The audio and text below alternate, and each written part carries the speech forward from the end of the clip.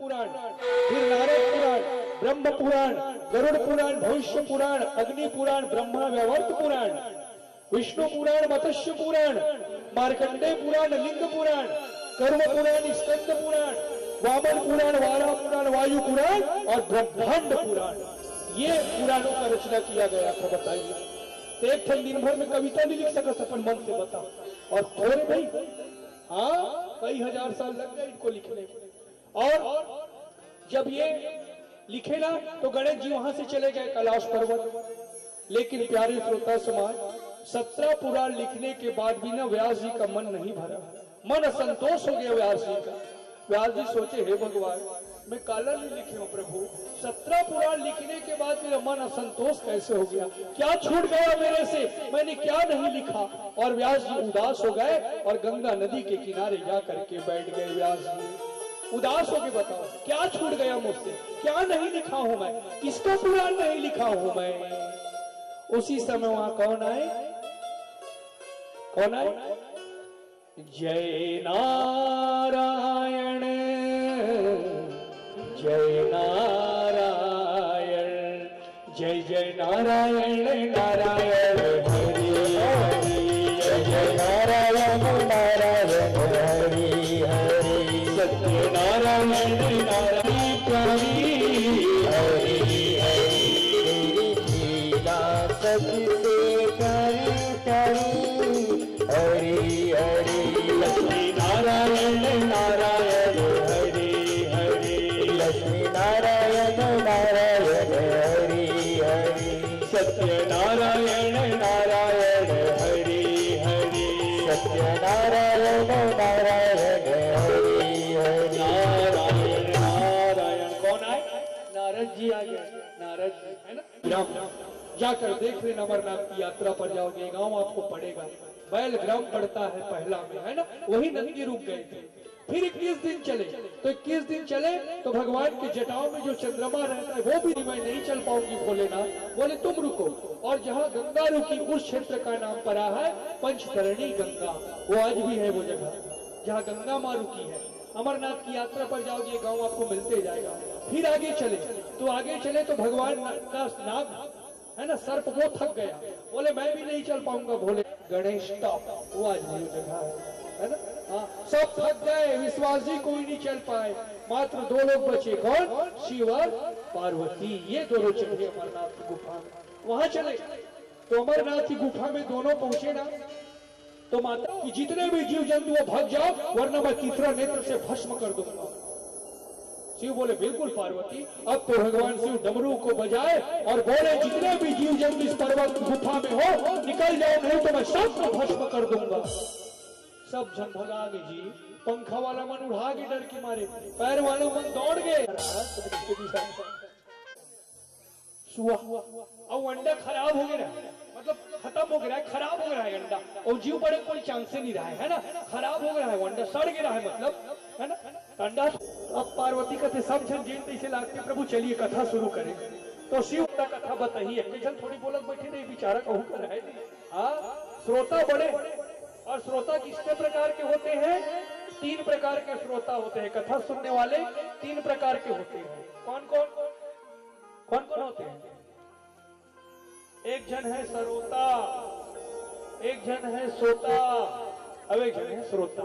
ये 3 प्रकार के कथा सुनने वाले हैं, है ना, 3 प्रकार का। तो सरोता कहां से सुआ निकलेंगे, कथा में हो सकती है भगवान की कथा में, और वो सुआ भी अब उस कथा को सुनने लगे। बताओ, इधर पार्वती सुना थे, इधर वो सुआ सुन रहा है। हाँ, बोले बहुत दिन के बाद, है ना, राजा दशरथ के 4 पुत्र हुए पार्वती। हाँ भोलेनाथ, भगवान नारायण विष्णु का अवतार विष्णु, और हाँ भोलेनाथ कहा पार्वती है सुत गई, पार्वती नींद पर गई। वो तोता देखा रहा है, वो सुबह कथे देख तो पार्वती अति अच्छा कथा चला थे, सूता थे, अवे कहीं सूत जाई तन भोलेनाथ कथल बंद कर दी। बताए कि पार्वती का काम करते, हद भोला तो मुँह कहला जी, अब जे करे पार्वती छोड़ियो कर मैं हूँ कारू दूंगा, मैं बोलूंगा हद भोलेनाथ। वहां से डर गया सुआ और शिव मारने के लिए त्रिशूल को छोड़ दिए। क्रोध में थे भगवान शिव। क्रोध नहीं करना चाहिए माताएं, कभी गुस्सा, क्रोध अपना ही हानि कर देता है बाद में, सुने। इसलिए गुस्सा को कंट्रोल करना सीखो, क्रोध को कंट्रोल करना। सुआ को मारने के लिए दौड़ाने लगा। सुआ चारों ओर दौड़ा, लेकिन उसको कोई रक्षा नहीं। त्रिशूल के त्रिशूल को कौन रोकेगा बताओ? किसी में है इतनी हिम्मत जो भोलेनाथ के त्रिशूल को रोक सके? आज वो सुआ प्राण लेकर के भगने लगा। भगते भगते सुआ धरती लोक में आया, धरती लोक में। और उसी दिन वो सुआ जंगल मुड़ रहा था, पीछे पीछे त्रिशूल था। उसी दिन जो व्यास नारायण की जो पत्नी थी, जो पुराण लिखे ने व्यास नारायण, वो तो तीर्थ यात्रा गए हैं, तो उसकी पत्नी का नाम था अरणी देवी। वो जंगल में नदी में स्नान की थी, बढ़िया स्नान, और स्नान करके पत्थर में बैठ कर अपने बाल को सुखा रही थी। बाल धो के नहा रहा है अरणी देवी, व्यास नारायण की पत्नी। और उतनी समय वो जमही आ गया। जमही आते जानते हो? करथन नहीं, कबू कबू, हाँ करथन नहीं, हाँ। तो जब भी जमैया थे ना, अरणी देवी वहां से निकली, व्यास नारायण जी आए और दोनों पति पत्नी हाथ जोड़कर बोले, हे भोलेनाथ, हम पर कृपा करें प्रभु, आप हमें दर्शन दिए प्रभु, हमारे घर में कोई बाल बच्चा नहीं है भगवान, हमें पुत्र चाहते हैं। हे शिव, आप इस तोते रूपी जीव में जाकर के समा जाओ प्रभु, और हमारे घर पुत्र बन के आपका कल्याण कर देंगे। सुने, इस जीव में शिव को ही तो बिठाना है। आज उस जीव में कौन बैठे? शिव। कथे नहीं 10,000 दे रहा नमो नहीं है मोर कर अतिक तो जीव में शिव नहीं है। कथे नहीं, कई जन जीव शिव नहीं है, तो वही तो है ना। अगर आपके जीव में शिव नहीं रहेगा, ये दुनिया आपके बात का कोई विश्वास नहीं करेगा। इसलिए अपने जीव में शिव को बिठाइए। आज वही भगवान शिव अरणी देवी के गर्भ में, उस जीव में, तोता में जाकर के समा गए। और वह पावन समय भी आया कि अरणी देवी के लिए एक स्वस्थ बालक को जन्म दिया, जिसका नाम हुआ सुखदेव महाराज। देवता पुष्पों की वर्षा किए और ताली बजा करके उस बालक का ध्यान किया गया। कुछ रखी, हाँ, सुखदेव महाराज तड़ाम चलते थे। वो जन्मली सब बचाए, पैदल चले शुरू कर दी। दिव्य थे सुखदेव महाराज। जन्म भरी सब रेंगे शुरू कर दी। व्यास नारायण का तो रुक बेटा, रुक रुक। सुखदेव बोले, कौन किसका पुत्र? पिताजी आए हैं अकेला और जाना है अकेला, इस दुनिया में कोई किसी का नहीं है। बोले सुखदेव महाराज, सुने, मैं तो चला। और घर को छोड़ के निकल गए सुखदेव महाराज। व्यास नारायण चिल्ला, तो रुक न बेटा, रुक न सुखदेव, रुक न। कहाँ रुकने वाले? वो तो हमारा न होता तो दुनिया में कोई हमारा न होता। इन्हीं के सहारे जिए जा रहे हैं,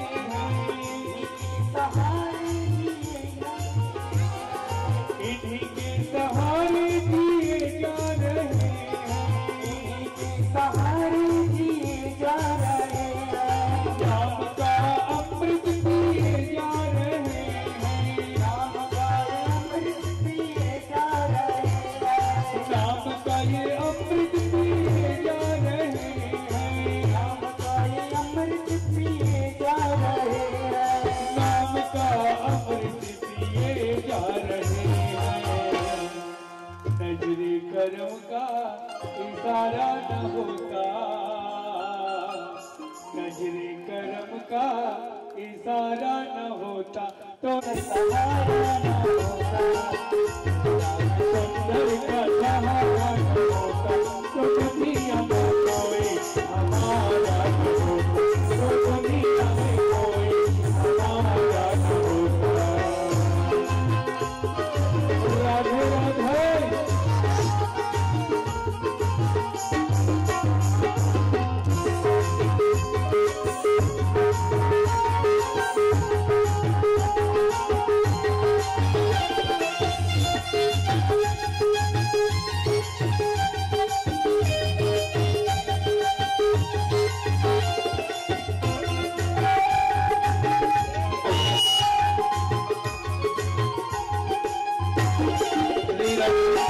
इन्हीं के सहारे जिए जा रहे हैं, इन्हीं के सहारे जिए जा रहे हैं, इन्हीं के सहारे जिए जा रहे हैं। बताया हमको इतनी तो राहें बदलती मेरी जिंदगी की, तो राहें बदलती मेरी जिंदगी की, तो राहें बदलती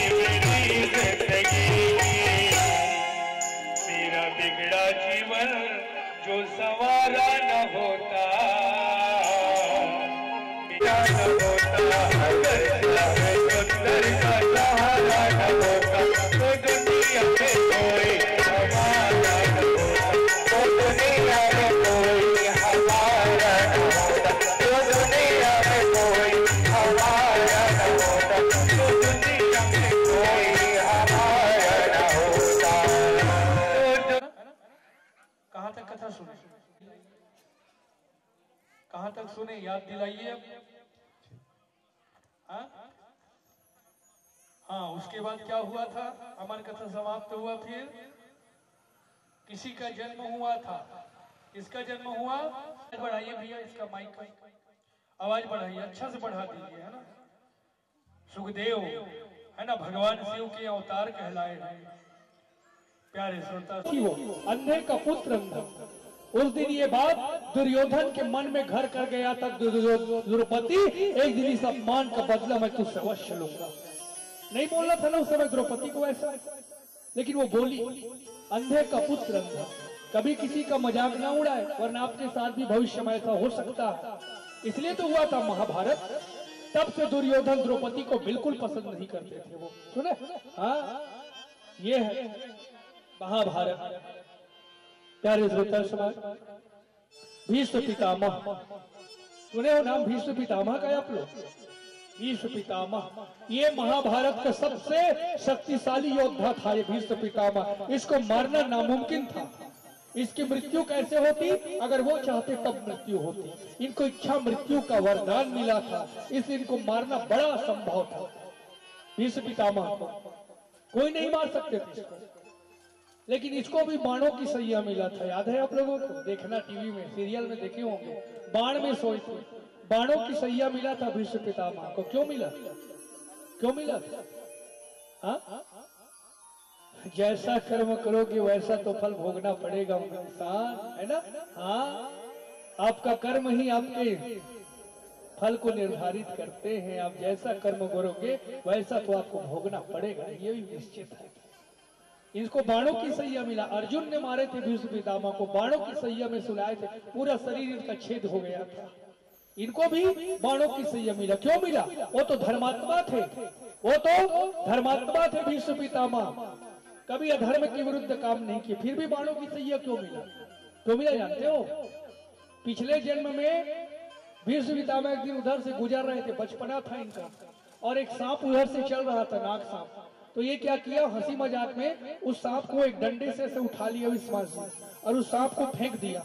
वो सांप जाके कहाँ गिरा? जहाँ बहुत सारा बबूल का कांटा था ना, वही जाके गिरा। वो पूरा सांप के ऊपर। हाथ काले तुम सामने हो, बंसी बजाते मन को लुभाते, गाता यही नाम तननाथ त्यागो, गोविंद दामोदर माधवेति। है प्रभु, देहांत काले तुम सामने हो, जब मेरे मृत्यु के समय आए मेरे ठाकुर जी, तो आप मेरे पास खड़े रहो और मेरे मुख में केवल आपका नाम हो भगवान।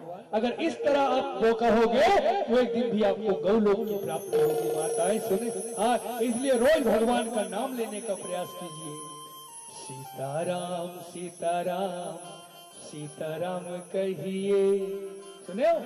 राधे श्याम राधे श्याम कहिए, जाहि विधि राखे राम, ताहि विधि रहिए।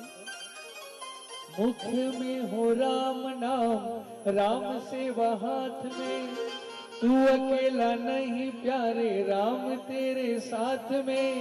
विधि का विधान जान, हानि लाभ सहिए, जाहि विधि राखे राम, ताहि विधि रहिए। जैसा भगवान रखते हैं वैसे रहो ना, है ना। हाँ, तो भीष्म पितामह यही चाहते थे, जब मैं मृत्यु हो तो मेरे द्वारिकाधीश मेरे सामने खड़े रहे, और भगवान ये बात जानते थे।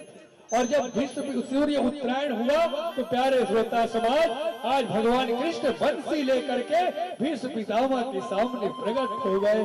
भीष्म पितामह कृष्ण कृष्ण कृष्ण कहते हुए वैकुंठ लोक को चले गए। भगवान ने भीष्म पितामह का कल्याण किए थे कृष्ण जी ने, है ना। हाँ, प्यारे श्रोता समाज, महाभारत का युद्ध, भीष्म पितामह तो परम धाम चले गए। दुर्योधन को श्राप मिला था, चाहे इसको वरदान कहे या श्राप कहे, दोनों एक ही है ना। दुर्योधन के लिए दुर्योधन को श्राप मिला था विश्वास जी, जिस दिन तुमको बहुत खुशी होगी, जिस दिन तुम सबसे ज्यादा दुनिया में खुश रहोगे और एक क्षण के बाद तुमको सबसे ज्यादा दुख लगेगा, उसी दिन तेरी मृत्यु हो जाएगी। ये दुर्योधन को श्राप था। एक पल में तू खुश होगा और एक पल में तू दुखी होगा, उसी समय तू मर जाएगा। ये दुर्योधन को श्राप लगा था। सुने? हाँ, ये दुर्योधन को श्राप था। तो प्यारे श्रोता समाज, महाभारत का युद्ध हुआ। दुर्योधन, सारे कौरव तो मारे जा चुके थे, बचा था कौन? दुर्योधन। तो दुर्योधन डर गया था, मैं भी मारा जाऊंगा महाभारत के युद्ध में। तो उसकी माता बोली, कौन? गंधारी, कि दुर्योधन, मैं तुझे अजय बना सकती हूँ बेटा, तुझे कोई नहीं मार सकेगा, लेकिन तुझे काम करना पड़ेगा, तुझे मेरे पास बिना कपड़े के आना पड़ेगा, निर्वस्त्र होके आना पड़ेगा दुर्योधन। हाँ, और तू निर्वस्त्र होकर आएगा और जैसे मैं अपने आंख की पट्टी को खोलूंगी, तेरा पूरा शरीर लोहे का हो जाएगा, उसके बाद तुझे पांडव नहीं मार पाएंगे। हाँ, दुर्योधन बोले बिल्कुल आऊंगा मां, मैं सीख जाऊंगा, है ना। अब तो दूसरे दिन दुर्योधन बिना कपड़े के आ रहे हैं अपनी माँ के पास। हाँ, भगवान कृष्ण देख रहे थे, भगवान समझ गए अगर दुर्योधन आज अपनी माता के पास बिना कपड़े के चले गए, इसको मारना संभव हो जाएगा फिर। तो भगवान बोले कुछ तो करना पड़ेगा। रास्ते में भगवान द्वारिकाधीश मिल गए उनको, बोले दुर्योधन रुको, कहाँ जा रहे हो तुम? बोले कन्हैया, मेरी माँ ने मुझे बुलाया है। भगवान बोले माँ ने बुलाया है तो ऐसे जाओगे बिना कपड़े के? वाह कन्हैया, मेरी माँ ने मुझे ऐसे बुलाया है बिना कपड़े के। भगवान बोले कैसा बेशर्मों की तरह बात करता है दुर्योधन, अरे माँ तू कैसे बिना कपड़े के, और जवान हो गया है तू, कैसे बिना वस्त्र के चला जाएगा बता तो? नहीं कन्हैया, मेरी माँ ने मुझे बुलाया है। भगवान बोले क्या बोली है तुम्हारी माँ ने? बिना वस्त्र के आना बोला है ना, दूसरा चीज के लिए मना नहीं किया है ना दुर्योधन? नहीं कन्हैया नहीं करे। तो भैया केला पत्ता को लपेट लेंगी, बस हो जाएगा, बोले भगवान केला पत्ता पहन लो। दुर्योधन भगवान की बात में आ गए, वो बने बताए कन्हैया जी। और ये क्या किया दुर्योधन, केला के पत्ते को तोड़ा और अपने कमर में लपेट लिया और आया अपनी माँ के पास। बोले माँ मैं आ गया। गंधारी बोली तू आ गया दुर्योधन? बोले हाँ माँ मैं आ गया। बेटा तूने वस्त्र तो नहीं पहना है ना, कपड़ा? बोली ना माँ मैं कपड़ा नहीं पहना हूँ। ठीक से बता बेटा तूने कपड़ा नहीं पहना है ना? नहीं माँ मैं नहीं पहना हूँ, सच्ची मैं कपड़ा नहीं पहना हूँ। पट्टी खोल दो बेटा? बोले हाँ माँ खोल दो। और प्यारे श्रोता समाज, अब तो गंधारी अपने आंख की पट्टी को खोली और उसके नेत्र से तीव्र ज्वाला निकले और जहां जहां वो है ना उसका ज्वाला पड़ना शुरू हुआ, दुर्योधन का पूरा शरीर लोहे का बनने लगा। लेकिन जहां केला पत्ता पहना था वो जगह कच्चा हो गया, वहां नहीं पहुंच पाया। गंधारी कहते तो केला पत्ता कौन पहन के आबे की बेटा? मैं तो इसने आबे की रहे हो का? दुर्योधन कहते कन्हैया अरे माँ वही बोल बताई, अब ते नहीं बाचत बेटा कि वो कन्हैया तो हरे कन्हैया बेटा सारा युद्ध करवा थे कि सुने। हाँ, अकेले महाभारत का युद्ध भगवान कृष्ण ने ही किया था। सुने? हाँ, हमको लगता है कि अर्जुन ने उसको मारा, भीम ने उसको मारा। अगर बर्बरीक की नजर से देखो तो सुदर्शन चक्र ने ही मारा था पूरे कौरवों को। सुने? यदा यदा ही धर्मस्य ग्लानिर्भवति भारत अभ्युत्थानम धर्मस्य तदात्मानं सृजाम्यहम् परित्राणाय साधूनां विनाशाय च दुष्कृतां। धर्म क्षत्रिय के 12 बजे दुष्ट अश्वत्थामा अग्नि के ऊपर कोटा लगा करके उसी शिविर में तलवार लेके पहुंचा और जहां 5 बच्चे सोए थे और ये तलवार उठाया और 5 बच्चों की निर्मम हत्या करने लगा, गले को काट दिया 5 बच्चों का। अश्वत्थामा खूना खून हो गया पूरा। रात्रि का वक्त था, समय था, और ये क्या किया, एक बड़े से थाल में 5 बच्चे के सिर को पांडव समझ करके दुर्योधन के पास ले गया और बोले मित्र देखो देखो मित्र देखो मैं क्या लाया हूँ, पांडवों का सर लेके आया हूँ। दुर्योधन खुश हो गया, अरे वाह धन्य है अश्वत्थामा, जे काम मैं नहीं कर सके वो ते कर देगी। खुश हो गए दुर्योधन। हाँ लाओ भीम का सर लाओ। तब भीम से सबसे ज्यादा दुश्मनी रहा है दुर्योधन। सुने लाओ। तो ये क्या किया, रात्रि का समय था, दिखाई नहीं देता था, उस समय बादल गरज रहे थे, बिजली चमक रहे थे। तो ये क्या किया, भीम के सिर के बेटे के सिर को दिया और जैसे दुर्योधन पकड़ा ऐसे जोर से मसला आटा हो गया पूरा से। इतना क्रोध में था दुर्योधन, लाओ अर्जुन का सर लाओ। तो अर्जुन के पुत्र के सर को दिया गया, और जैसे अर्जुन के पुत्र के सर को मसलने वाला था उसी समय बिजली चमकने लगा, और जैसे बिजली चमका दुर्योधन देख लिया किसका सिर था, तो अर्जुन के बेटे का सर था। अर्जुन दुर्योधन बोले, अरे मूर्ख अश्वत्थामा, ये पांडव थोड़ी है, ये तो द्रौपदी के पुत्र है 5। तूने क्या कर दिया, तूने बच्चों को मार दिया। उसी समय दुर्योधन को दुख हो गया। खुशी कब हुआ था, पांडव के सर है करके, है ना, और अब दुख क्यों हुआ, पांडव के बच्चे है करके। इसी श्राप के कारण उसी समय दुर्योधन की मृत्यु हो गई, वहां पर मर गया दुर्योधन। लेकिन अब अश्वत्थामा बच गया। वो सोचा, अरे बाप रे, मैंने गलती कर दिया, मैंने तो द्रौपदी के 5 पुत्रों को मार दिया, अब पांडव मुझे नहीं छोड़ेंगे। और ये डर के मारे कहा चला गया, वेद व्यास भगवान के आश्रम में चला गया, वेद व्यास के आश्रम में, और डर के वहीं रहने लगा। वेद व्यास बोला, अरे मूर्ख अश्वत्थामा, तू ब्राह्मण होकर के बच्चों की हत्या किया है, अब तुझे कोई नहीं बचा सकता। इधर द्रौपदी सुबह उठी और अपने बच्चों को उठाने के लिए उसके कक्ष में गई। तो जाके जब द्रौपदी अपने बच्चों के बिस्तर को देखी तो उसके बच्चों का धड़ पड़ा था, खूना खून हो गया था। बताओ, सोचो उस समय एक माँ के ऊपर कैसा लगा होगा जब उसके 5 बच्चे मरे पड़े थे। बताओ, है ना, वो तो माँ है ना द्रौपदी।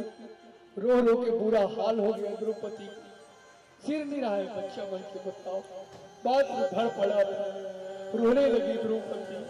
उसी समय भगवान कृष्ण और 5 पांडव है।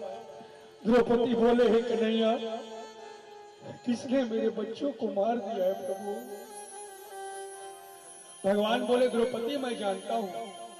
द्रौपदी बोले, हे कन्हैया, मेरे बच्चे के मारने वाले को मेरे पास जब तक आप नहीं लाओगे मैं भोजन ग्रहण नहीं करूंगी। बोली द्रौपदी, हाँ मैं भोजन नहीं करूंगी, जाओ उसको लाओ, कौन है। भगवान बोले, अर्जुन जानते हो कौन है। बोले, कौन है कन्हैया। ये अश्वत्थामा है, बोले भगवान, द्रोणाचार्य का पुत्र, उसी ने तुम्हारे बच्चों की हत्या किया है, चलो उसको पकड़ते हैं। तो भगवान 5 पांडव को कहां ले गए, वेद व्यास के आश्रम में। और वेद व्यास के आश्रम में ये दुष्ट छुपा था। और जैसे 5 पांडवों को आता देखा अश्वत्थामा और डर गया, और डर के मारे इसने ब्रह्मास्त्र का ध्यान किया। ब्रह्मास्त्र, ये ब्रह्मास्त्र क्या है, ये सबसे खतरनाक बाण है। ये ब्रह्मा जी का शस्त्र है। एक बार अगर किसी के ऊपर चला दिए विश्वास जी, पूरा भूमंडल को ये आग लगा देगा, इतना ताकत है ब्रह्मास्त्र। तो ये क्या किया, डर के मारे अर्जुन के ऊपर छोड़ दिया ब्रह्मास्त्र को। ब्रह्मा जी का अस्त्र है, बड़ा भयंकर अस्त्र है ना। और जैसे अर्जुन के ऊपर ब्रह्मास्त्र छोड़े अश्वत्थामा, अर्जुन डर गया और भगवान श्री कृष्ण को कहने लगा, क्या बोले, कृष्ण कृष्ण महाबाहु भक्तानां भयंकर, त्वमेको हृदय माननाम पवर्गोषल्श्रिते। बोले, हे सच्चिदानंद, हे द्वारिकाधीश, हमारी रक्षा करे प्रभु, हम ब्रह्मास्त्र के शक्ति से हम कंपित हैं भगवान, हमारी रक्षा करो योगेश्वर करके अर्जुन भगवान कृष्ण का ध्यान किए। भगवान बोले, अर्जुन तुम चिंता मत करो, चलने को बनेगा नहीं। हाँ, उसके बाद त्रेता युग आया, भगवान राम का युग आया, तो एक पांव को काट दिया गया धर्म का। अब कितने पांव बचे, 3, तो 3 पांव में भी चलने पड़ा त्रेता युग में। अब द्वापर आया तो द्वापर में एक पांव को फिर काट दिया गया। अब धर्म के कितने पांव हुए, 2, तो 2 पांव में भी चलने बना। अब कलयुग आया तो धर्म के एक पांव को फिर काट दिया गया। अब कितने पांव बचे, 1। कलयुग में धर्म का एक ही पांव है। धर्म को चलाने के लिए खड़े हुए हैं और 9 दिन उमरा दहा में ये धर्म को चलाएंगे हम। चला रहा है ना। हाँ, ऐसे किसी को सामने आना पड़ेगा धर्म को चलाने के लिए, तब ये धर्म चलेगा। वो तो लंगड़ा हो गया, वो कैसे चलेगा बताओ। आज ये परिवार बैसाखी बने हैं, है ना। हाँ, आज भी भैया चल रहे हैं कथाएं, जिधर देखिए कथाएं, है ना। हाँ, अब भी हम लोग गरियाबंद से आए हैं, लाइव कार्यक्रम चल रहा था हम लोग का यूट्यूब पे। हाँ, और यहाँ से तुरंत दूसरे दिन हम लोग का कार्यक्रम है नारी कुरुत के पास। वहां से तुरंत 2 दिन के बाद हम लोग का कार्यक्रम है डोंगरगढ़ के पास। वहां से तुरंत शिव महापुराण की कथा, हर जगह भगवान की कथा चल रहा है ना धर्म। हाँ, और धर्म को चलाना चाहिए भैया। आज धर्म अपने से नहीं चल पाएगा, विश्वास से सहारा बनना पड़ेगा, जैसे आप लोग बन गए आज, है ना। हाँ, तो कलयुग में धर्म के 4 अंग माना गया है भागवत महापुराण में। 4 अंग है, ध्यान से सुनिए इस कथा को। तो पहला अंग कौन सा है? सत्य। पहला अंग क्या है? सत्य। सत्य है ना। तो सत्य है, सत्य ही परमात्मा है। से आपके झूठ बोलने से किसी का जिंदगी बन रहा है, काकरो बिहाव लग जाते पूरे कन झूठ बोलने से औतिक में थोड़ा बहुत चल सकते। सुने, औतिक में अगर आपके झूठ से किसी का जीवन बनता है तो वो समय ठीक है, लेकिन हर समय झूठ बोलना अच्छी बात नहीं है। सुने, इसलिए झूठ मत बोलना, है ना। हाँ, वरना पुण्यों का क्षय हो जाता है सत्य में। और जिसके पास सत्य है ना विश्वास जी, उसके पास सब कुछ भी है, ये भी पक्का है। सुनो, एक सत्यदेव नाम के राजा रहे, सत्यदेव नाम का राजा। पखांजूर वाली माता वो छत्तीसगढ़ी तुम्हें समझ आती नहीं, आता है ना। वही मैं सोचा था तो जाने, क्योंकि कभी कभी हिंदी का लोग बोलते हूँ, हमार माता मला समझ आते कि नहीं आए कहीं के, आता है ना। हाँ, तब तो ठीक है, क्योंकि ये इधर वाले को तो आ रहा है मेरी समझ, लेकिन मन मुस्कुराते तब वो जान डर तो समझ आते, क्योंकि सबको समझ आना चाहिए भागवत कथा, है ना। सबके लिए है, सबको समझ आना चाहिए कथा। तो एक सत्यदेव नाम के राजा थे, बढ़िया कथा है, सुनिए। कौन से राजा? सत्यदेव। एक दिन की बात है विश्वास जी, मूर्ति की बात है। जब ये राजा सोया था तो क्या देखा, सोया था उस समय एक ना बड़ी सुंदर स्त्री ना उसके घर से बाहर निकल रही थी, घर के बाहर जा रही थी। सत्यदेव बोले, देवी तुम रुको रुको रुको, कौन हो तुम, कहाँ जा रहे हो? स्त्री बोली, मैं, हे राजन, मैं लक्ष्मी हूँ। बोली, मैं लक्ष्मी हूँ, मैं तेरे घर को छोड़ के जा रही हूँ। राजा, हाँ, मैं लक्ष्मी तेरे घर को छोड़ के जा रही हूँ। राजा सत्यदेव बोले, जाना, तोला कौन रोका थी, जाओ जाओ। बोल दी लक्ष्मी माता, बताओ। लक्ष्मी माता का घर छोड़ के चल दी राजा के। फिर कुछ समय बीता, उसके बाद एक और पुरुष राजा के महल को छोड़ के जा रहा था। सत्यदेव बोले, भैया तू कौन है, कहाँ जा रहा है? बोले, राजन, मेरा नाम दान है, मैं तेरे घर को छोड़ के जा रहा हूँ। अगर तेरे घर लक्ष्मी नहीं है राजा, तू दान क्या करेगा बता, इसलिए मैं तेरे घर को छोड़ के जा रहा हूँ। राजा सत्यदेव बोले, तू भी चला जा, जा जा निकल जा। वो भी चला गया। अब तो फिर एक पुरुष निकला। सत्यदेव बोले, भैया तू कौन है, कहाँ जा रहा है? बोले, हे सत्यदेव, मेरा नाम यश है, तेरे घर में लक्ष्मी नहीं, तू दान क्या करेगा, और जब तू दान नहीं करेगा तो तेरा यश कैसे फैलेगा राजन, इसलिए मैं तेरे घर को छोड़ के जा रहा हूँ। बोले, तू भी निकल जा। वो भी चला गया। फिर एक और पुरुष निकला। सत्यदेव बोले, भैया तू कौन है? बोले, राजा, मेरा नाम सदाचार है, तेरे घर लक्ष्मी नहीं है, तू दान क्या करेगा, और जब तू दान नहीं करेगा तेरा यश नहीं फैलेगा, और तेरा यश नहीं फैलेगा तो तू सदाचारी कैसे कहलाएगा राजन, इसलिए मैं तेरे घर को छोड़ के जा रहा हूँ। बोले, ठीक है, तू भी निकल जा। चारों चले गए। अब एक और पुरुष, दिव्य पुरुष वहां से निकला था। सत्यदेव राजा बोले, भैया तुम रुको, तुम कौन हो? वो बोला, राजन, मेरा नाम सत्य है, मैं तेरे घर को छोड़ के जा रहा हूँ राजा, मैं सत्य हूँ। बोले, सत्यदेव बोले, सुन सत्य भैया, एक बात बताओ, मैंने जीवन में कभी झूठ बोला है? नहीं। तो तू क्यों मुझे छोड़ के जाएगा? मैंने तो कभी असत्य बोला ही नहीं है, झूठ बोला नहीं है, तो आप मुझे कैसे छोड़ोगे? मैं आपको जाने नहीं दूंगा। बोले, सत्य को मैं आपको रोकूंगा। सत्य बोले, बिल्कुल राजा, तूने कभी झूठ नहीं बोला, ठीक है, मैं तेरे पास रुक जाता हूँ। और किसको रोके राजा? मां सत्य को रोके थे, है ना, और बाकी को नहीं रोके।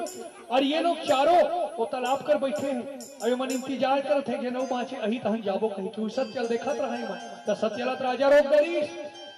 तन फिर आवत थे मन चारों झूठ। लक्ष्मी माता आगे कहते, राजा मैं तोर घर में आऊं का?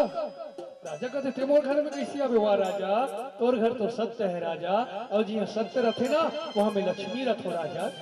आओ अंदर आओ की लक्ष्मी माता आगे ओकर घर में फेर ओकर बाद दान आवत है बातें कैसे जी राजा जहाँ सत्य रथे वहाँ लक्ष्मी रथे और जहाँ लक्ष्मी रथे वहाँ मैं रथो राजन आओ के अंदर आजा ओकर बाद यश घलोक आगे ओकर बाद सदाचार घलोक आगे सुने अर्थात मेरे कहने का ये मतलब है अगर आपके पास सत्य है तो आपके घर में लक्ष्मी भी होगा आप दान भी करोगे आपका यश भी फैलेगा और आप सदाचारी भी कहलाओगे सुने ये सब एक सत्य के भरोसे मिलता है माता एक सत्य के कारण इसलिए हो सके तो सत्य का पालन करें अगर आपके घर सत्य है ना तो सब कुछ है आपके घर में माँ लक्ष्मी का विश्वास बना रहेगा उसके बाद आप दान भी करोगे आपका दुनिया में यश भी फैलेगा और आप सदाचारी भी कहलाओगे ये कथा से हमको ये प्रेरणा मिलती है सुने इसलिए सत्य में हो जाते सदा सत्य का ही आचरण करें आप लोग ठीक है ये धर्म का पहला अंग है ठीक है हाँ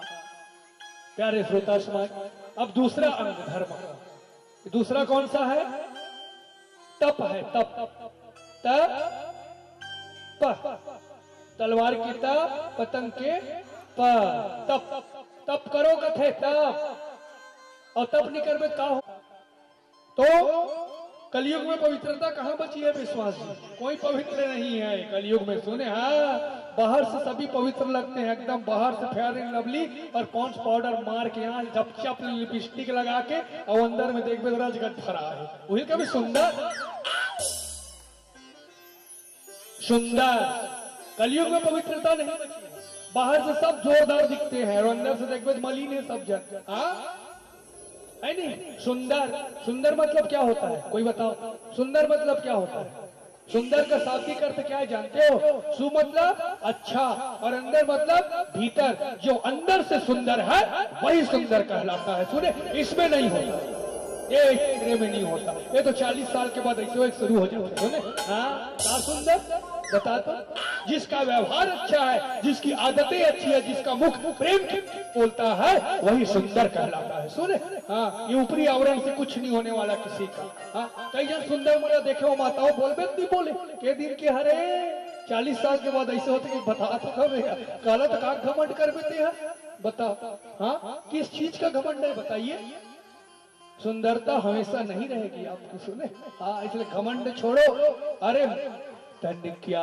मांझता है रे एक दिन माटी में मिल जाना सुने माटी ओढ़न माटी बिछावन माटी का सिरहाना वृक्ष में मिल गए आखिर में जाके सुने माटी में हाँ माटी का कलपोत बना है इसमें भंवर डुबाना तन क्या मांझता है रे एक दिन माटी में मिल जाना सुने विश्वास जी इसलिए सुंदर बनना है तो भीतर से सुंदर बनिए आपका आवादत व्यवहार अच्छा होना चाहिए है ना हाँ सुंदर कतकोरा तो चाल में आगी लगे तो घर में कोई नहीं जाए मैं बता तो हाँ कत को पैसा रहा है तो घर में हाँ मैं देखे जी अब बड़े हाँ आज एक आदर आदर कत को पैसा रहा है तो घर में कत को सुंदर रहा और आदत अच्छा नहीं है कुकुर गलत और घर का तुम कुत्ता भी खड़े नहीं है मैं बता तो सुने हाँ कत को बढ़ रहे हो पायो जी मैंने राम रतन धन पायो राम रतन धन पायो जी मैंने राम धन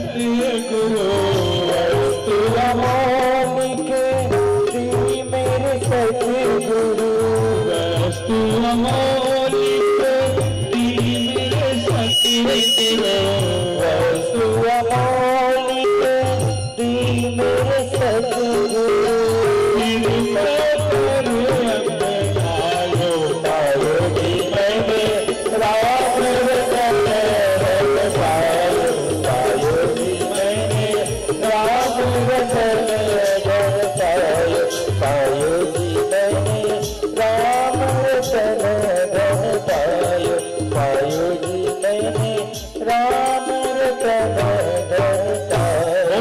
भक्त वत्सल भगवान की जय। है ना? जीवन में 5 जगह दिए कलयुग को रहने के राजा परीक्षित ने। कहाँ दिए? मैं कल पूछूंगा, सुन लियो रहो। कहाँ दिए सुनो। अभ्यर्थी इस्तदा तस्मय स्नानी कलिए ददव धूत पानव स्त्रिय सोना यथा धर्म चतुर्विधा। बताओ कहाँ दिए? बता दिए मैं आप लोगों को, बताइए कहाँ दिए? नहीं पता तो सुनो, इसको हिंदी में बताता हूं मैं आप लोगों को। पहला जगह दिए थे शराब में, दूध पानम, जहां शराब का सेवन होगा और जहां शराब बनाया जाएगा वही कलयुग का वास होगा, बोले राजा परीक्षित। वही कलयुग रहता है, सुने, जहां शराब पिया जाता है और जहां शराब बनाया जाता है वही शराब कलयुग रहता है। ये राजा परीक्षित की जगह दिया है भागवत में, सुने। हाँ, शराब के कारनामे में बताया था आप लोगों को। ऐसा है शराब क्या नहीं करा देता ये बताओ। हाँ, कत को बड़े आदमी रहा विश्वास जी, पीछे कभी नहीं थे, कर्मा नहीं हो जाते, सुने। हाँ, कत को बड़े आदमी रहा, कितना इज्जतदार रहे हो, लेकिन ये करता है बोलोगे तो शराबी से कहा था उसने हो जाते नहीं माना। हाँ, ये शराब बड़ा बेकार है। और ये शराब ना एक गलती नहीं, कल गलतियों को बुलाती है अपनी हो। ये शराब के कारनामे भी कई ठो है, ध्यान से सुनो। एक महात्मा रहा, महात्मा साधु। एक दिन वो साधु ना अपने घर जा रहे थे, शाम के समय था, लेकिन उसके घर के पास में ना जंगल था, जंगल बड़ा वाला जंगल, और शाम हो गया, अंधेरा हो गया। तो साधु जब जंगल में गया तो अंधेरा हो गया। तो साधु सोचे कि हे भगवान, अब मैं घर कैसे जाऊं? क्यों? अंधेरा हो गया, मैं घर का रास्ता तो भूल गया, अब मैं घर कैसे जाऊं? तो साधु को क्या दिखा? उसी जंगल में कुटिया था, कुटिया, वहां दिया जल रहा था कुटिया में। साधु सोचा रात भर इस कुटिया में रहूंगा, सुबह यहाँ से चला जाऊंगा। और वो साधु उस कुटिया में गया, तो वहां कौन थी? उस कुटिया में एक वेश्या रहती थी, वेश्या वो रहा, तो जन पापनी वेश्या रहा। साधु कथे ए देवी, बोले हाँ, मैं रात भर तेरे इस कुटिया में रहना चाहता हूँ, मुझे रखोगी? वेश्या कथे सुनो महाराज, मैं रोके पर रखूं तो बिल्कुल रात भर, लेकिन मेरे कुछ शर्त है। बोले यहाँ कुछ शर्तों का तुमको पालन करना पड़ेगा। कौन सा शर्त है? बोलिए वृंदावन बिहारी लाल की जय। तो वो साधु बोला मैं आपके कुटिया में रहूंगा रात भर के लिए। तो वेश्या कहती है सुनो, मैं रहने के लिए आपको जगह दूंगी, लेकिन मेरी कुछ शर्तें हैं। इस शर्त चीज था, बोले इन तीनों में तुम एक को लेना पड़ेगा, एक को तो पड़ेगा, तब तुम यहाँ रह सकती हो। 3 चीजों। तो पहला क्या था? वहां पर शराब पड़ा था विश्वास जी, उसको पीना पड़ेगा अगर यहाँ रहोगे, और उसको नहीं पियोगे तो वहीं पर मांस उसको खाना पड़ेगा, और वो भी नहीं खाओगे तो वेश्या बोली मैं खुद हूँ, मेरे साथ तुमको कुकर्म करना पड़ेगा। तीनों में एक चीज तो तुमको करना पड़ेगा अगर तुम यहाँ रहना चाहते हो तो। अब वो साधु फंस गया, अब वो क्या करे? कहते हे भगवान, मैं घर जाने का रास्ता भूल गया और रात भर मुझे रहना है कुटिया में, मैं मजबूर हूँ, और ये तीनों चीज मेरे को करना है मेरे को, मैं क्या करूं? अब क्या करूं? रहना तो है रात में। तो साधु देखे उधर, बोले मांस खाना अच्छी बात नहीं है भैया, पाप है मांस खाना, नहीं करो। फिर देखे वेश्या, ये वेश्यागिरी करना भी अच्छा नहीं है। फिर देखे शराब की ओर, हाँ ये पानी संदिखा थे कि सही ज्यादा पाप नहीं हो, यही लो पिए में पानी संदिखा थे, ये पी ले ठोकी ज्यादा पाप नहीं हो मोर से, और पानी सने कही के वो शराब लपी दी सो साधु। और जैसे वो शराब को पिया उसको नशा चढ़ने लगा, और नशा चढ़े ना विश्वास जी, उसको भूख लगने लगा। उसके बाद अब भूख लगी तो मांस खा दी जाके, हाँ भूख लगे तो मांस खा दिया, और मांस को खाए उसके शरीर में मस्ती चढ़ने लगा, और वेश्यागिरी भी कर लिया। उसके बाद वेश्या के साथ कुकर्म भी कर लिया। बताओ, एक शराब क्या नहीं करवाया, उसको मांस भी खवा दिया और उसको वेश्यागिरी भी करवा दिया। बताओ, ये है शराब। सुने, एक गलतियों में कितने गलतियों को अपनी ओर आकर्षित करके बुला लेती है, ये है शराब। इसलिए हो सके इसको ना छुए, इसको देखे तक मत भी भैया। सुने, ये बड़ा बेकार। ये राजा परीक्षित क्या किया, उस सांप को अपने तीर में उठा लिया और जहां सम्यक ऋषि बैठे थे उसके गले में ले जा करके उस सर्प को लपेट दिया, मरे हुए सांप को। और वहां से राजा परीक्षित चला गया। ये रहा तेरा दंड, मरे हुए सांप को सम्यक ऋषि गले, और बेचारा आग बंद किया था, उसको नहीं पता था। उसी समय उसका पुत्र था सम्यक ऋषि का, जिसका पुत्र था श्रृंगी ऋषि। वो 5 वर्ष के थे। उस समय वो नदी में स्नान करने गए थे और वही श्रृंगी ऋषि का एक मित्र, छोटा सा मित्र आश्रम में आया और वो देखा कि श्रृंगी ऋषि के पिता के गले में मरा हुआ सांप है। वो दौड़ते हुए श्रृंगी ऋषि के पास गए और बोले, श्रृंगी चलो तुम्हारे पिताजी के गले में कोई सांप को डाल दिए हैं। श्रृंगी ऋषि दौड़ते हुए आश्रम में आए, देखे तो उसके पिताजी के गले में मरा हुआ सांप था। इस दृश्य को देख करके श्रृंगी ऋषि का क्रोध बढ़ने लगा, उसके पुत्र का क्रोध में आ गया वो, उसका आंख लाल होने लगा और उसी समय अपने पिता के जो कमंडल थे उसको पकड़ लिए और वहां से जल निकाले श्रृंगी ऋषि और जल को पकड़े और कहने लगे, जिसने भी मेरे पिताजी के गले में मरे हुए सर्प को डाला है, आज से ठीक 7वें दिन उसको तक्षक दसेगा करके, ठीक 7वें दिन उसको मृत्यु हो जाएगी, वो मर जाएगा। बोले उसको तक्षक नाग दसेगा जिसने मेरे पिता के गले में सांप को डाला है। और किसने डाला था, किसने डाला था? राजा परीक्षित ने। बताओ, श्राप हो गया राजा परीक्षित को। उसी समय सम्यक ऋषि का आंख खुल गया एकदम। बोले, बेटा खोलना, श्राप दे दे। श्रृंगी ऋषि बोले, पिताजी जिसने आपके गले में सांप डाला उसको मैं श्राप दिया हूं। सम्यक ऋषि आंख बंद करके देखे किसको श्राप पड़ा था, तो राजा परीक्षित को। सम्यक ऋषि बोले, बेटा तूने अच्छा नहीं किया श्रृंगी, अरे वो धर्मात्मा राजा है बेटा, क्यों उसको तूने श्राप दे दिया? पिताजी प्रथा न हो देव ऋषि वाणी, मेरा श्राप कभी असत्य नहीं होगा, उसको भोगना ही पड़ेगा, वो मरेगा 7 दिन में, मेरा श्राप निश्चल है, अटल है वो, है ना? मरेगा। किसको श्राप हुआ, किसको श्राप हुआ? 7 दिन में मरना है कहीं के राजा परीक्षित को। परीक्षित कौन है विश्वास जी? हम ही लोग परीक्षित है, ऐसा मत सोचना। उधर श्राप हुआ, हम सबको ये श्राप लगा है। सहारा मिले ना मिले, इस जहां का सहारा मिले ना मिले, एक तेरा सहारा सदा चाहिए, एक तेरा सहारा सदा चाहिए। चांद तारे फलक में दिखे ना दिखे, चांद तारे फलक में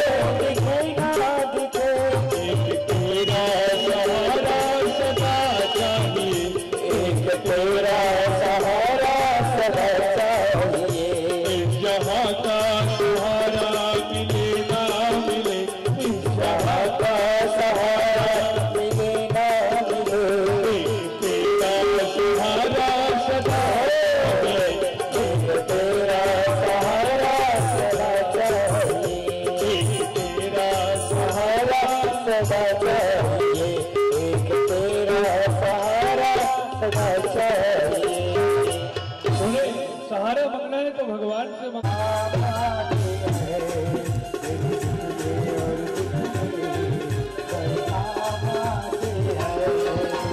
कितने बड़े होकर तीनों से प्यार करे, इतने बड़े होकर तीनों से प्यार करे, हम भक्तों की कहना पल में स्वीकार करें, हम भक्तों की कहना पल में स्वीकार करें।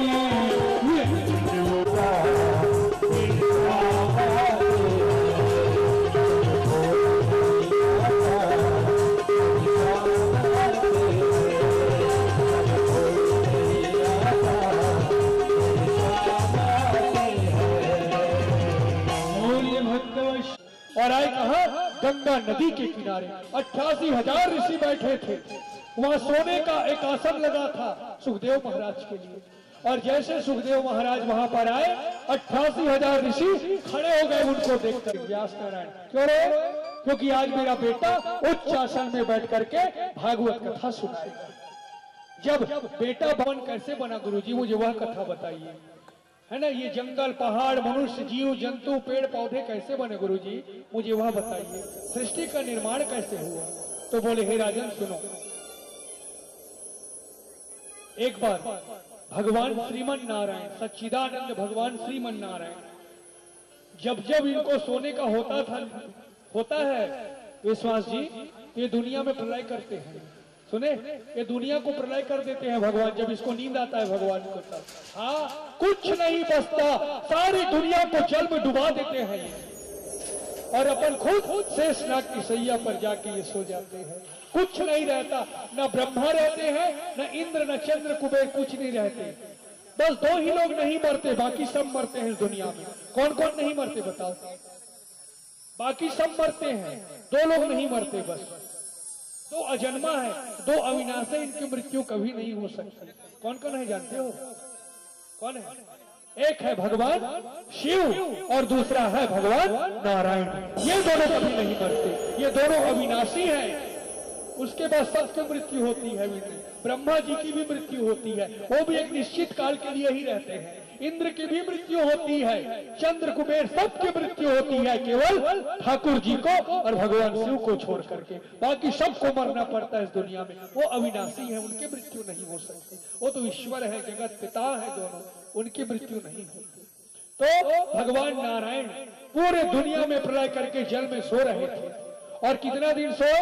एक चतुर्युग बीत चुका था इनको जल में सोते हुए। कुछ नहीं था, मात्र पानी था चारों तरफ, जल ही जल था केवल। उस समय नारायण शेषनाग की सैया पर भगवान सोए थे। लक्ष्मी माता का लोग नहीं सो समय सुने, हाँ, केवल नारायण थे। और काल शक्ति जागृत थी। काल शक्ति ने भगवान को कब जगाया? जब एक चतुर्युग बीत चुका था। और जैसे भगवान अपने आप को खोले तो इनके मन में आया विश्वास जी तो मैं सृष्टि की रचना करूंगा। भगवान के मन में आया मैं सृष्टि बनाऊंगा। तो जब सृष्टि रचना की बात भगवान के मन में आया तो सबसे पहले इन्होंने अपने नाभि से कमल फूल से ब्रह्मा जी को प्रकट किया। बोलिए ब्रह्मदेव भगवान की। ब्रह्मा जी के जन्मदाता कौन है? भगवान नारायण। उनके नाभि से देखती होता और राक्षस लग गिरा चौरा के। तो ब्रह्मा जी को सृष्टि निर्माण में दिक्कत आने लगा तो सारे देवता भगवान नारायण का ध्यान किए। तो भगवान ने दूसरा अवतार लिया था वाराह के रूप में और भगवान रसातल में गए, उस राक्षस को मारे और भगवान धरती को वापस लाए। तब सृष्टि का निर्माण हुआ है ना। सुखदेव बोले राजा 15 मिनट की कथा और बाकी है, माताएं बैठे रहिए। एक समय की बात है, ध्यान से सुनो। भगवान विष्णु कहाँ निवास करते हैं? कहाँ रहते हैं भगवान नारायण? कहाँ रहते हैं भगवान विष्णु जी? कहाँ रहते बताओ तो, कहाँ रहते हैं भगवान विष्णु? कहाँ रहते हैं? क्षीर सागर में और वैकुंठ लोक में, है ना। हाँ, तो वैकुंठ लोक की बात है। भगवान नारायण जब वैकुंठ लोक में रहते थे ना विश्वास जी, उनके दो द्वारपाल थे। द्वारपाल सुने? द्वारपाल जान गए ना, गेट कीपर, है ना। एक का नाम था जय और दूसरे का नाम था विजय। ये भगवान के द्वारपाल, इनके भी 4 हाथ थे। जय और विजय ये दोनों गेट के सामने खड़े थे वैकुंठ लोक के। और उसी दिन सनक, सौनंदन, सनातन और सनत कुमार ये चारों बच्चे, ये बच्चे नो भैया मन बड़े बड़े महात्मा हरे 55 साल के रहे नागा बाबा एवं भगवान विष्णु दर्शन करे लावत रहे वैकुंठ में। द्वारपाल मन खड़े रहे। तो जैसे भगवान के वैकुंठ में चारों बच्चे घुसना चाहे, ये जय विजय जय रुको, कहां जा रहे हो तुम लोग अंदर नहीं जा सकते। सनत कुमार बोले अरे मूर्खों, हम लोग को जाने दो अंदर, हम लोग भगवान का दर्शन करने आए हैं। तो ये नहीं जाने दिए। चारों ऋषि भड़क गए और बोले कि अरे मूर्खों, तुम लोगों ने हमें भगवान के पास जाने से रोका है, इसलिए हम ऋषि तुमको श्राप देते हैं, तुम तीनों धरती में जाकर के 3 जन्म तक घोर राक्षस बनोगे। जाओ, हमारा श्राप है, तुम तीनों को राक्षस बनना पड़ेगा। ले भगवान के द्वारपालों को श्राप हो गया, तुम दोनों राक्षस बनोगे, घोर राक्षस। दोनों डर गए, रोने लगे। उसी समय भगवान विष्णु और माता लक्ष्मी वहां गई। भगवान बोले जय विजय, तुम लोग चिंता मत करो, तुम दोनों राक्षस अवश्य बनोगे, लेकिन जब जब तुम्हारा उद्धार करने मैं आऊंगा धरती पर, बोले भगवान मैं आऊंगा, तुम दोनों का उद्धार मेरे हाथ से होगा 3 जन्म तक। तो पहला राक्षस कौन बने ये लोग? हिरण्यकश्यप और हिरण्याक्ष। भगवान 12 नरसिंह का अवतार लेके मारे। फिर दूसरा जन्म में यही जय और विजय क्या बने? रावण और कुंभकर्ण, जिसको भगवान ने राम के अवतार में मारे। और तीसरा जन्म में यही द्वापर में दंतवक्र शिशुपाल बने, जिसको भगवान ने कृष्ण का अवतार लेकर के मारे। इसलिए भगवान को धरती पे अवतार लेना पड़ा था, इनके लिए, अपने द्वारपालों के लिए भगवान को आना था, है ना। इधर तुम दोनों धरती पर घोर राक्षस बनोगे। यही शाम का समय था माताएं। कश्यप ऋषि और उसकी धर्म पत्नी, 2 पत्नी थी कश्यप ऋषि की, एक का नाम था दीति, एक का नाम है अदिति। राक्षस और देवताओं के पिताजी एक है कश्यप ऋषि, लेकिन माता 2 है। राक्षसों की माता कौन है? दीति, और देवताओं की माता कौन है? अदिति। पिता एक है। तो यही शाम का समय था, संध्या का समय। जो राक्षसों की माता थी दीति, वो कश्यप महाराज के अपने पति के धोती को पकड़ ली और उसके मन में काम इच्छा जागृत हो गया था। काम इच्छा शाम के समय बोले स्वामी मेरे ऊपर काम इच्छा जागृत है, मेरे मन को आप संतुष्ट करो, मेरे शरीर को संतुष्ट करो। बोली तो कैसी बात करती है देवी, अभी शाम के समय स्त्री पुरुष को ब्रह्मचर्य का पालन करना चाहिए, पति पत्नी को, है ना। हर समय काम नहीं करना चाहिए पति पत्नी को। अगर गलत समय में काम करोगे तो आपके घर में भी कुंभकर्ण जैसे बच्चे आएंगे। उसके बाद सुने, हाँ, एकादशी को, है ना, पंचमी को, शुक्ल पक्ष के ऐसी तिथियों को ध्यान रखना चाहिए। व्रत त्योहारों पर पति पत्नी को ब्रह्मचर्य का पालन करना चाहिए अगर अच्छा संतान चाहते हो तो। वरना गलत समय में काम करोगे तो आपके घर में घर राक्षस आएंगे एक दिन। हाँ, शाम के समय बताओ, शाम के समय लक्ष्मी माता का आगमन होता है ना। भगवान शिव बैल में बैठ के घूमते हैं। नहीं दीदी नहीं, लेकिन दीदी नहीं मानी उसकी बात को और अपने पति को मजबूर कर दिए। मजबूरी वश कश्यप महाराज और दीदी का प्रेम संबंध जागा यही शाम के समय। कश्यप महाराज बोले दीदी तूने गलत समय में काम किया है, अब तेरे गर्भ में राक्षस पुत्र ही है। और हुआ वो हिरण्यकश्यप, है ना, वो जय और विजय का श्राप दीदी के गर्भ में आ गया। बोले तेरे दोनों पुत्र राक्षस होंगे। बोले दीदी रो रही, बोले स्वामी मैंने ऐसा तो नहीं कहा था कि मेरे पुत्र राक्षस हो। हाँ दीदी तू रो मत, तेरे पुत्र राक्षस होंगे, लेकिन इसकी मृत्यु भगवान नारायण के हाथ में होगी। तब दीदी बोले चलो ठीक है, मेरे बच्चे राक्षस होंगे लेकिन इसकी मृत्यु प्रभु के हाथ में होगी तो अच्छा होगा। और यही गर्भ 2 जय विजय अदिति के गर्भ में आए। प्यारे श्रोता समाज, कुछ काल के बाद दीति ने 2 पुत्रों को जन्म दिया, 2 पुत्र। और एक गुरुदेव शुक्राचार्य ने बड़े पुत्र का नाम रखा हिरण्यकश्यप और जो छोटा पुत्र था उसका नाम रखा हिरण्याक्ष। ये 2 पुत्र हुए थे और दोनों इतना बढ़े थे विश्वास जी, दोनों राक्षस, कि बढ़ते बढ़ते इनका सिर आसमान में जाकर टकराया था। इतना बड़े हुए दोनों और घोर राक्षस बन गए। और यही दीदी का छोटा बेटा हिरण्याक्ष आज पृथ्वी को उठा करके रसातल में ले गया है और तकिया बना करके सोया है। बताओ, आज सारे देवता भगवान नारायण का ध्यान किए तो भगवान ने उसी समय पृथ्वी को बचाने के लिए वारा नारायण का अवतार लिए। देवता ताली बजा करके भगवान का ध्यान किए और पुष्पों की वर्षा करने लगे। बोलिए वारा नारायण भगवान की। वारा भगवान क्या बने थे? आनंद रूपाय विश्वोत्पत्त्यादि हेतवे तापत्राय विनाशाय श्री कृष्णाय वयं नमः। वृंदावन श्री कृष्ण चंद्र की कर लो जय जय सूर्य। वारह अवतार के नाम में डालो नारियल तोड़े।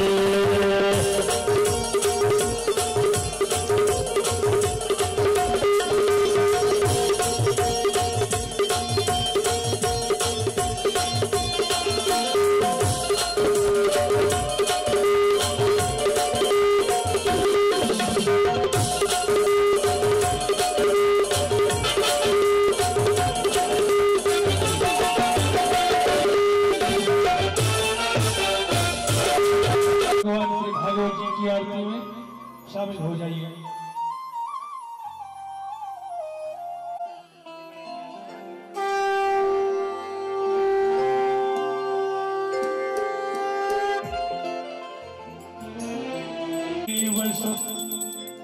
एव कंस चारूण मर्दनम देवकी परमानंदम कृष्ण वंदे जगत गुरु। श्री भागवत से है भागवत भगवान की है आरती।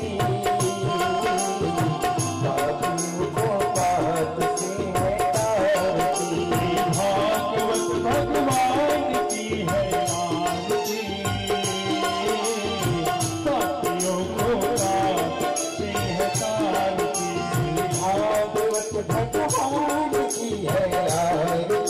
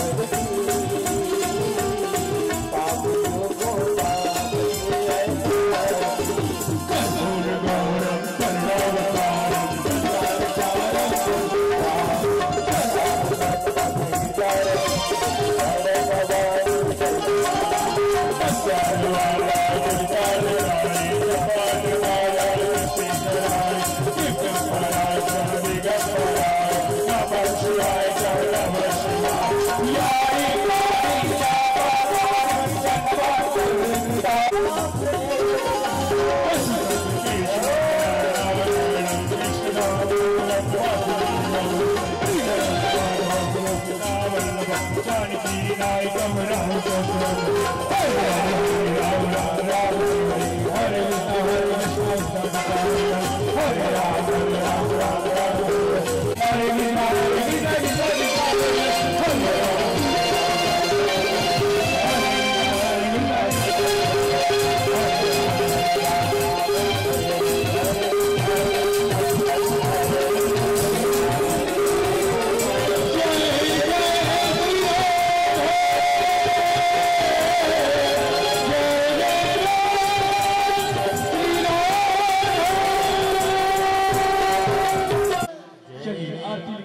सभी लोग है ना।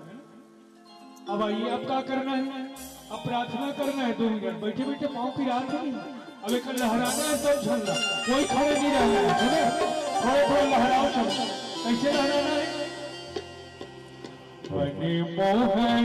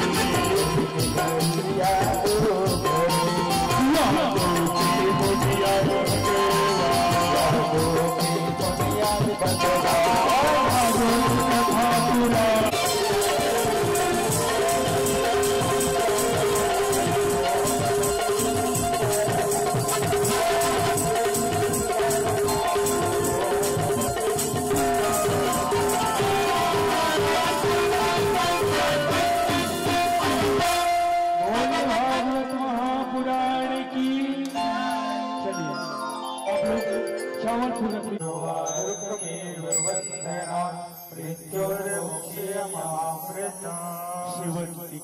कुल चंपक पाटला गई पुनाग जाती कबीर साल पुष्प बोली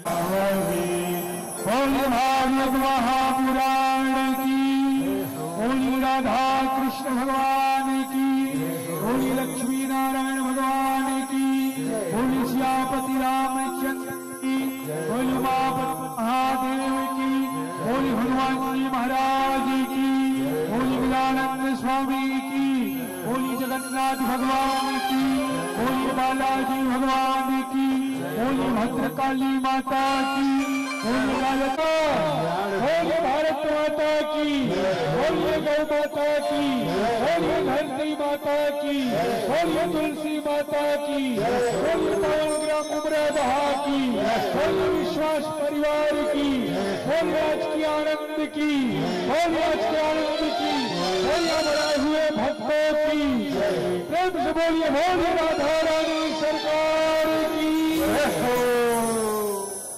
प्यारे श्रोता